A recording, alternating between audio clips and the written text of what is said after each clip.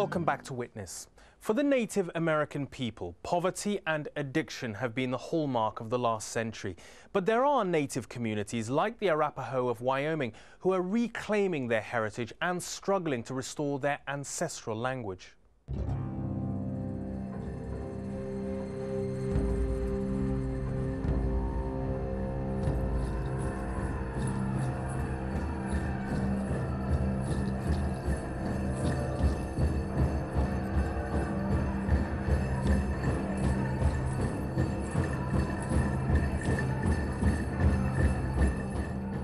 I think what they're doing for themselves is amazing. There aren't any, there's not some program coming in and saying, this is what you have to do. These are people that looked around and saw, this is what we want to do. And they're doing it for themselves. Are you here, Chester? Like when you're praying in your own language, it's coming from your heart, not coming from a book. And that's the way our ancestors were, our people were. We had respect, we had love. The way that we view what we're doing today and now is the language has taken care of us for thousands and thousands and thousands of years, and now our language is sick, so it's our turn to take care of it. Yes. And it's fallen down, and we're trying to stand it back up again. It's on one knee now. Yeah, it's on one knee. It's almost up. The more time I spend at Wind River, the more I'm struck at how dedicated the elders are at preserving their sense of community and culture. It's just so heartening to see all the different generations coming together.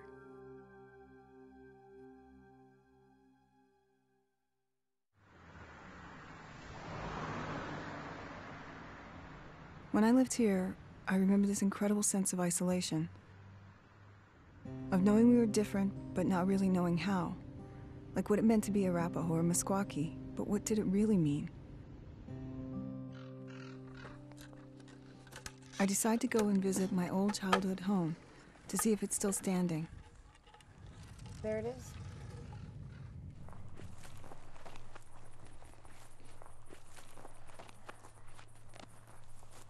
We had this front room.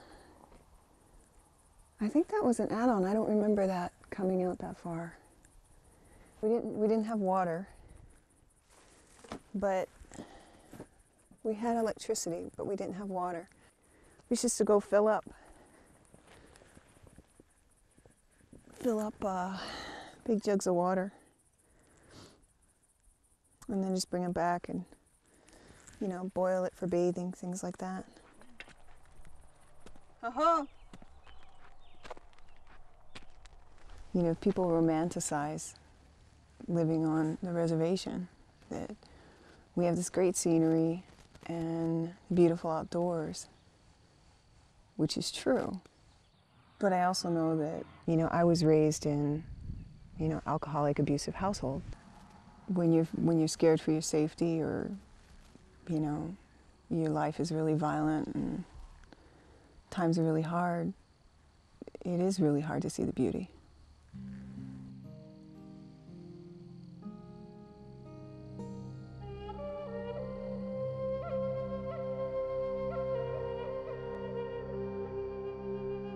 What needs to happen?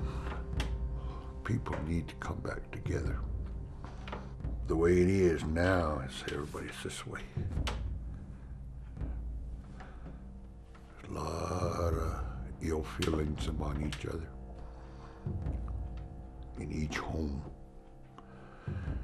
No, this one. A lot of drugs. Drugs is completely taking over. Alcohol. You turn the TV on, there's violence.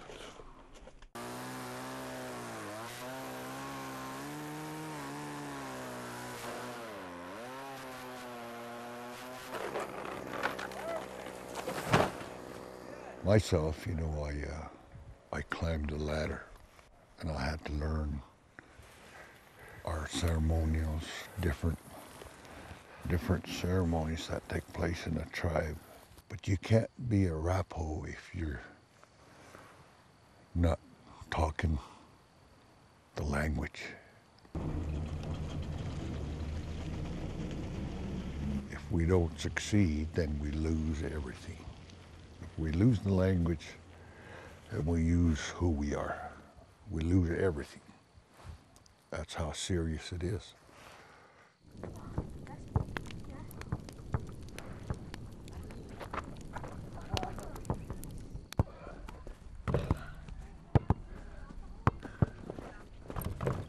You guys wish you could speak Arapaho? Yeah. Not as exciting. So why?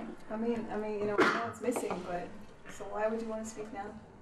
Just to understand, well, to understand like my grandparents and stuff. I don't know, just following elders' beliefs, traditions.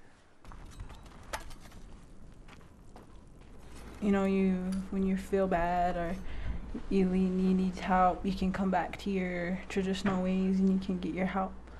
Just means who we are as a people.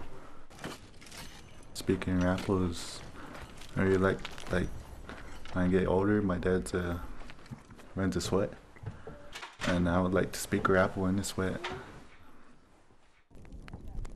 As is true for many tribes, the Arapaho Sweat Lodge is an integral part of ceremonial life. The sweat lodge is where prayer and healing take place. Those who enter often liken it to returning to the mother's womb. It's very important, this one, ceremony. We have a young, I think he's 9 years old, 8 or 9 years old. He tried to hang himself.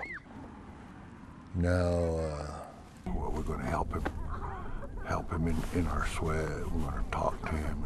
You'll be speaking Arapaho in there to him and for him. We're going to be in there talking Arapaho, but will they understand? You know? Well, we need to really focus on the language. Not only to get the language back, but to get that respect back for our young ones. They're our future. They're the future.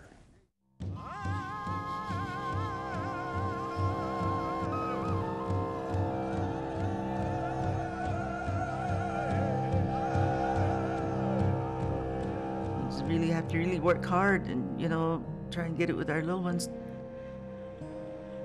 Because our language is sacred, given to us by our Creator, and that's our identity as any other nationality. You know, your identity is your language.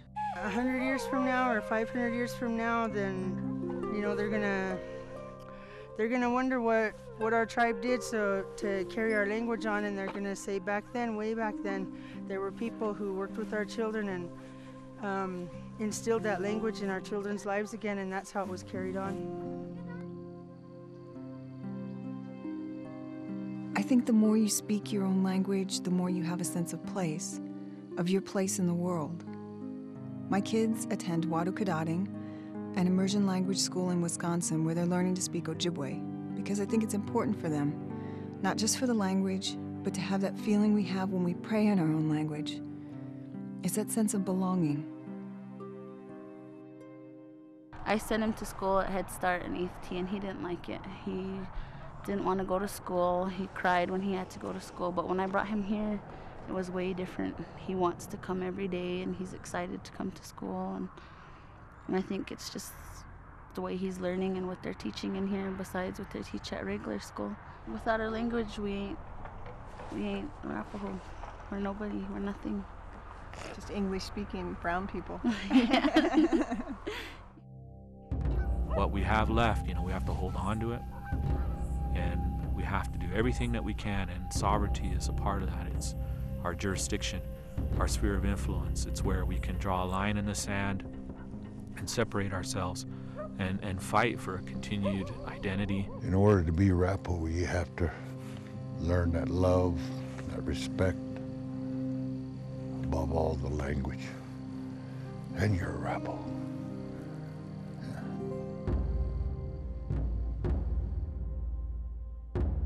The struggle of the Arapaho community in Wyoming, saving their ancient language. Thanks for watching, and I hope you'll join me next time on Witness.